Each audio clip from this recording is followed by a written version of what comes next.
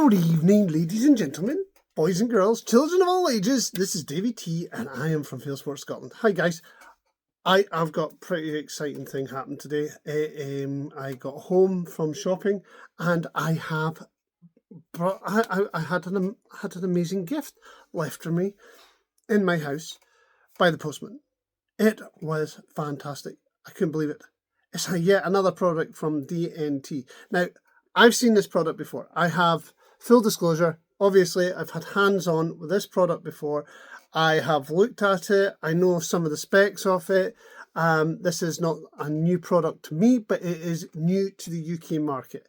Now, I have seen this product at the British Shooting Show. Obviously, you guys that saw me there, I was demonstrating how to use it. I was messing about with it myself, and I fell in love with it. I really did. I did fall in love with it.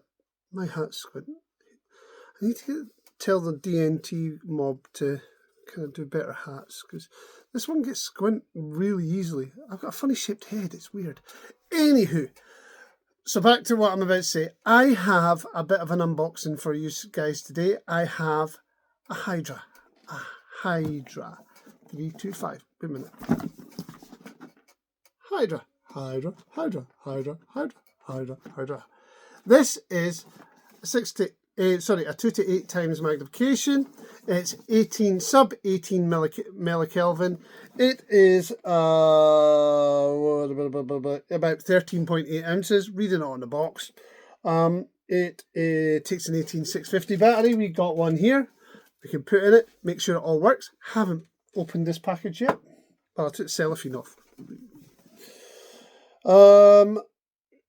Yeah, sub 18 millikelvin thermal sensor, 18650 battery. What does it say on the other side? It says 384 by 288. So at 12 UM, 2 to 8 times with a 25mm lens. The Hydra. Now, I know this unit. I know this unit, and the reason why I know this unit, obviously, because I've had hands on it. This is a 3-in-1 unit. It can be a standalone rifle scope, it can be a monocular, it can also be a front clip-on if you have a extended Picatinny rail and you're able to mount it. Now, it is a fantastic unit. I asked for the mid-range model to start off with, to play with before I send it back. And we are going to look and see what's inside the funky box. We flip it up. And there's a lovely little picture of a loch. And inside we have a soft, hard case. It's actually quite a hard case. It's a sturdy case. I'm not going to break what's inside anyway. These things are robust, to say the least. These have been tried and tested in the States for quite a long time now, and I've been eager to get one here in the UK to play with in the field. I'm going to use it first and foremost as a spotter, so I'm going to set it up tonight and use it as a spotter. Unfortunately, like most other things, I don't think it records. I will see if it might record, because that's one thing I haven't tried. It does record. It's got a 32 gigabyte hard drive in it, however, or SD drive in it. But I will have to say to you that I don't know if it records me going through the functions and stuff like that. Some units do, some units don't. I haven't tested that function out, but we can do that tonight. So in the in this little fancy little pouch, a little kind of toilet bag. No, it's not a toilet bag, but it's a fancy little pouch. We have the Hydra unit. We'll put that aside for a second. Good quality case. We have got the instruction manuals. We don't do anything with the instruction manuals on this channel. We have data cable. I usually stay in the packet. I've got plenty of the other ones, but I do suggest you use the data cables that comes with it to do all the things that you need to do, like taking data off where, or if it's used for charging or whatever. Any product, I would always suggest to use that, because if there's any problems, then at least you can go back to the manufacturer and say, yep, I'm using this stuff that you gave me, not aftermarket stuff.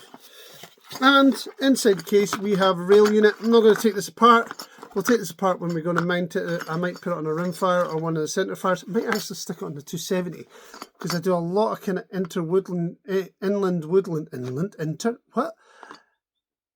dense woodland stalking with my 270, so I'm not shooting out to anything past 100, 150. So I don't really, because this hasn't got a laser rangefinder on it, so I don't really need to do a lot of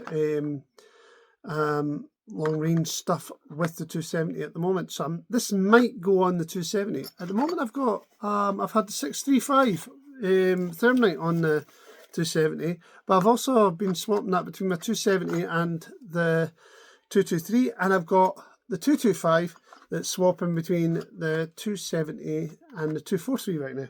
So yeah, I know I'm a bit mixed up. It's working and it's bloody brilliant. DNT are really hitting the market hard at the moment, and it's great. It's great to see because it's good quality scopes. Anyway, so we've got the Hydra. I know this has been tested to death in America, and the Americans love them. What I like about this right off the offset is that it is super, super light. Very simple. There's lots of hidden functions on these buttons though. You can double tap to get things like the brightness. You've got your record button. You will have different features. The buttons will do different features depending on what mode you're on. If it's on clip-on mode, it's very, very basic. It sits at 2 times, and you can go through your record function. You can go through your change, like a double tap on the center button. That'll change from enhanced mode to normal mode or whatever. And you can change your reticles on the rifle mode just by tapping the button. Now you can do a quick, I know, as I said, I've already touched this, you can do lots of little functions by double taps, and we'll go through that in the main review, but this is just the setting up for me to run it as a monocular. I am away tomorrow night for a couple of days, for a day or so. I'm away to stock one of our larger blocks, and I am going to be using this all weekend as a thermal spotter, not as a rifle scope. So that's what I'm going to do just now. I am going to set this up for a spotter. So first of all, we need to put a battery in it. Quite a simple thing. Battery has to be a flat top battery, so it's flat on both ends. So the positive, that's positive, stay flat. I'm using a 3400 mAh battery there. You can get them in different shapes and sizes, but as long as it's a flat top 18650, it will fit in there. And we will insert it into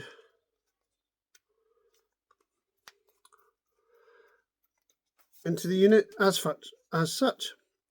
Top button number 1, or the big button, is the main power button. Hold it down for a few seconds and our screen will come up.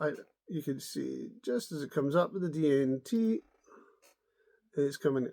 Now there's no point me messing about with this thermal in the room. I can't tell you what the image is going to be like in the room. I cannot do anything in regards to that. Full disclosure, I have never used one of these out in the field, so I do not have any other opinions over playing with it in at the Stafford Showground for the stalking show and playing with it at the shooting show down in Birmingham.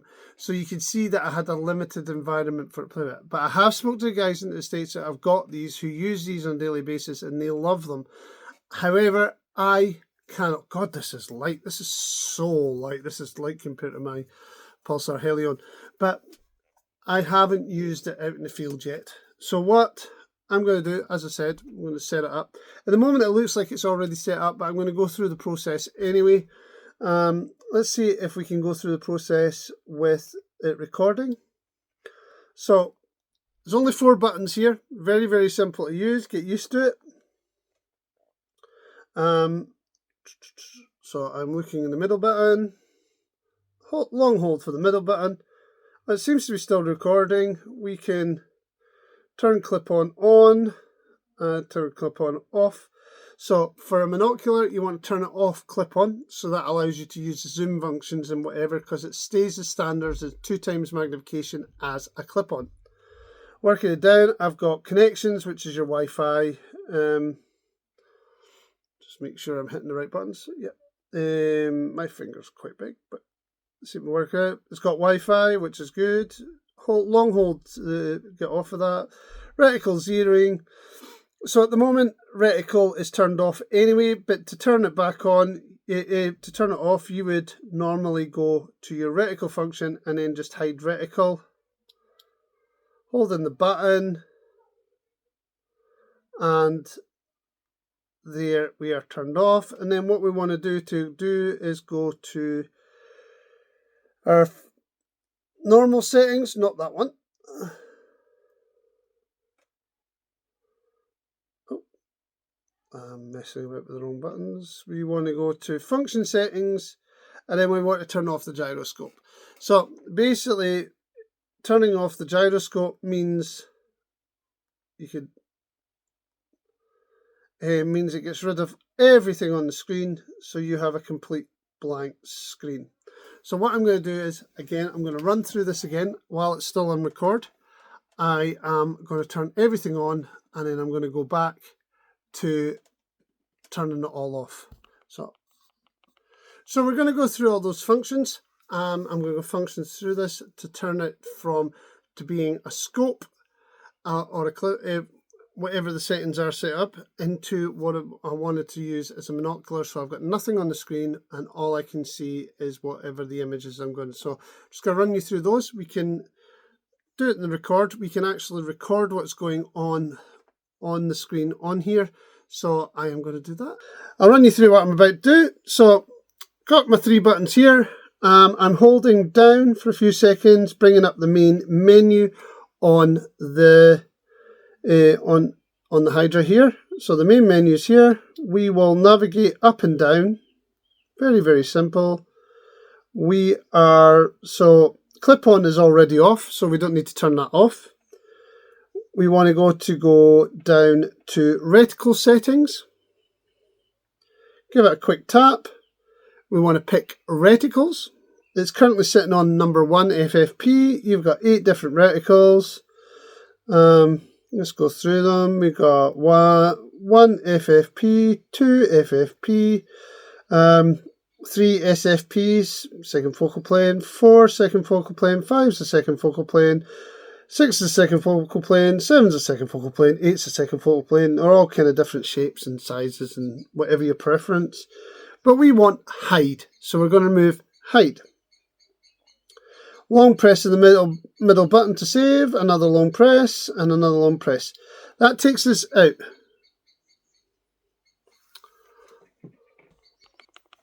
So that takes us out of the menus, and now what we see is a gyroscope. So as I move it up and down, you can see that it's telling me to go down to level. I'm looking low, I'm looking high, I'm looking low, I'm looking high. It's also telling me my cant's off slightly. 0.5, 1.1. So, but we want to get rid of that because we don't want any of that when it comes to the actual using it as a monocular. All we need to do is see an image. So what we'll do is we'll go back into the menu, and then we will scroll down to function settings. Oh, I long pressed.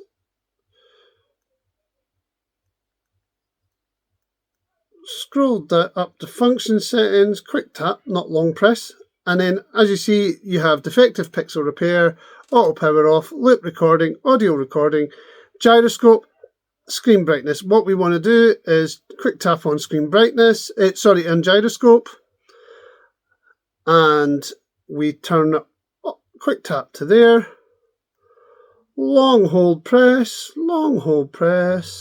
come out the menus, long hold presses to come out the menus, and now we have a completely blank screen.